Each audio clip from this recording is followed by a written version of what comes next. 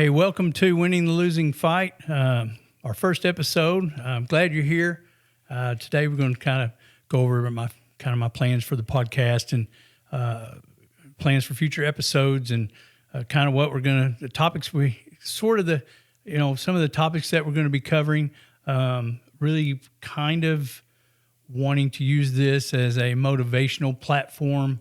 That's kind of been part of my life, my adult life, and the jobs that I've had, and the people that I've interacted with, seem to be motivated by my words and by my actions, and how I've survived adversity in my life and things of that nature. Ran a martial arts school for 30 plus years, and so through that and working with students and parents and all the different personalities that come through martial arts school over the years, that all the finding words to motivate people and help them achieve their goals and set new goals and accomplishments as they go through their training and really through their life. I've said a number of times that with my school, when people would come in to check on programs, I said, look, I'm in the people building business here, and martial arts is just a tool that I use to do that. And that's really just kind of how I looked at it. It seemed like I really felt like more of a counselor most days than an instructor in some of the things that I dealt with, and helping people find their own strength to get through whatever was going on. Rarely was it just about martial arts, really, if you looking at martial arts as a whole, and you look at the tenets of martial arts, it really is about personal development. And to me, that's a lifelong challenge, regardless of what you're doing, what job you have, whether you're a professional athlete or a school teacher or pumping gas at the gas station down the street. We all want to be better, or we should be wanting to be better than our current status. I always have. Not that I am discontent with my life. I am, but there's always more that I want to achieve. Why wouldn't I? And I've always been befuddled by the people that don't have that same, that same desire, and you can desire things and not have the drive to achieve them. To me, that, those are wishes. And honestly, to me, wishing for things that you have control over is kind of dumb. I just think that, if at least try and fail, and at least you can say you tried.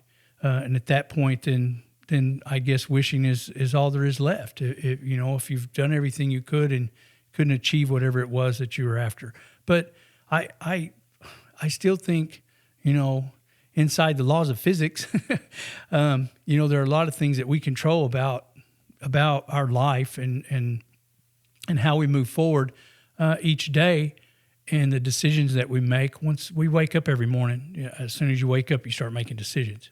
As soon as your eyes open, you decide about, you've already kind of made your mind up how your day is going to go, how you think and feel about your day. Are you dreading going to work? Are you happy to go to work? Are you excited for, some of the things that lie ahead for you that day? Or is it traumatizing you, and you just don't know how you're going to face it? So that's kind of why I'm here. I feel like that, and other people who have pushed me to do this feel like that I have a unique perspective on certain things, and that I should find ways to get it out to more people. I've been asked to come and do speakings, different places, which honestly still I don't quite understand today, because I'm still trying to find my voice and still trying to understand what it is that people hear and see in me when I'm speaking.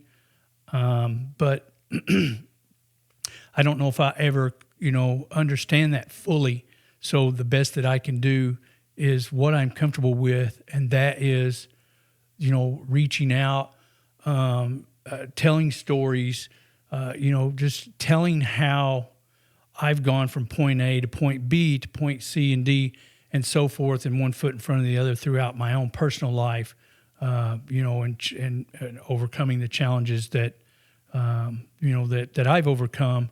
And again, the people that have come through my life, or people in my orbit, they don't all know everything. So, it's still, I haven't quite made a decision, and I won't until I'm shooting these episodes about how deep I want to go into my own personal life, in trying to get this message out and helping others.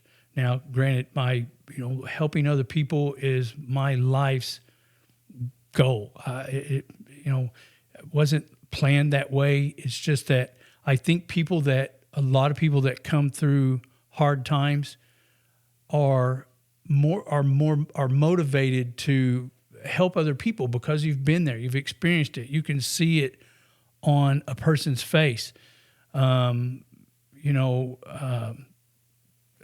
was sitting in a restaurant some years back, my wife and I, and it was the Christmas season, holiday season, and I'd had a good month that month with my job, which I'll get into, but there was a waitress walking around, and she wasn't our server, but this poor young lady she looked like she was about to burst into tears at any moment.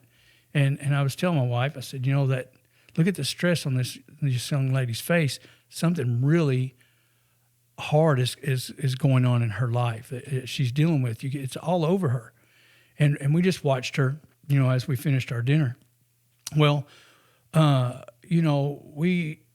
was planning to leave a big tip because I'd had such a good month and something that I like to do.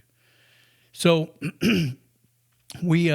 I left a decent tip for our server, but my wife dug through her purse and I dug through my wallet, and we put some money together, and I called the manager over, asked for an envelope, and to put this money in, and I asked him about this young lady. And I said, "What's going on with that young lady? She looks very stressed and like she's ready to cry." He said, "Well, she's got 4 kids at home, and her husband walked out on her last week, and she's trying to figure out what to do." And so I knew it. I couldn't believe it. So anyway, we shoved this cash in this envelope, and we went over to her on our way out and said, "Hey, you're working your tail off in here, and you really look stressed, and we were just kind of worried about you, and we want to give you this envelope. It's a Christmas gift for you and your family." And she reached out to take it, but before she didn't even open it, and that was it. She broke. She literally almost collapsed in my wife's arms and just started sobbing. And said, and thanked us and said, "Yes, I'm going through a really hard time." And she didn't say what it was, but and she said, "This really means more than you know." And we hugged her, for a long time, and wished her the best, and went on our way. So, but my point is this, and that's the reason why I'm doing this podcast, is that we all need each other. We cannot get through this life alone. At some point, we need help, or whether it's a kind word, a touch, a hug, a pat on the back, something. If you're listening to this or watching this on our YouTube channel, and you don't have someone in your life, to get you through the hard times, I'm sorry, and I hope that through long distance contact here, that I can be some help, because coming through the life that I had, especially in my young life as a child, and through foster care, and through abuse and different things. I think especially as a foster kid, sitting in a dark bedroom in some strange people's home and feeling like that you have no one to go to is a very terrible feeling. Finding your way out of that. A lot of people don't. A lot of people don't have the mechanisms, within them to pull themselves out of situations like that in a positive fashion. They fall into drugs and alcoholism and crime and different things. And I'm not saying I'm an altar boy. When growing up, I did bad things to survive, but lucky for me, I didn't fall into addiction and alcoholism and things of that nature. Drank heavily, of course, but luckily it never took a hold of me and guided my life. So anyway, with this podcast, I'm hoping to just share my own experiences, my own stories, some of the anecdotes and the things that got me through some of the darkest moments in my life. And I hope that, one person is moved or motivated or, finds a way to just get through today and let's see what tomorrow brings. Because, I'm telling you that there a lot of time in my life, every day was its own. Meaning that, if I made it to bedtime that night, that's how I knew that I would be here again tomorrow. A lot of times in my life, it really was just a day to day, and every day I had to find a reason, something to hold on to, something to believe in, to hold, to wish for, to strive for, so that I could be here again tomorrow and see what tomorrow had in store for me. So that's why I'm here. Like I said, these episodes are going to be, we're going to put one out once a week in the beginning. I will have some guests periodically, people out of my personal orbit, some professional associates, people that know me. I ran a martial arts school for 30 plus years, so I've been a fight promoter and a fighter, and I have a lot of people from that world that will be stopping by as they pass through town. A lot of people make a special trip to come be on this podcast with me, and we can talk about old times and talk about stories. There'll be people here that will talk about probably that know me personally, that probably know some stories that I don't remember. So it should be a lot of fun. I'm really looking forward to it, and I hope that you will come back. If you want to go to our YouTube channel and subscribe, it is Winning the Losing Fight, and we'll do some updates there on upcoming episodes and upcoming guests and things of that nature. So if you're listening to us on Buzzsprout, welcome. Again, I hope you will come back and see us, or come back and listen. Come follow us on Facebook. We have a page there, and also, like I said, on YouTube. I'd love to have you there.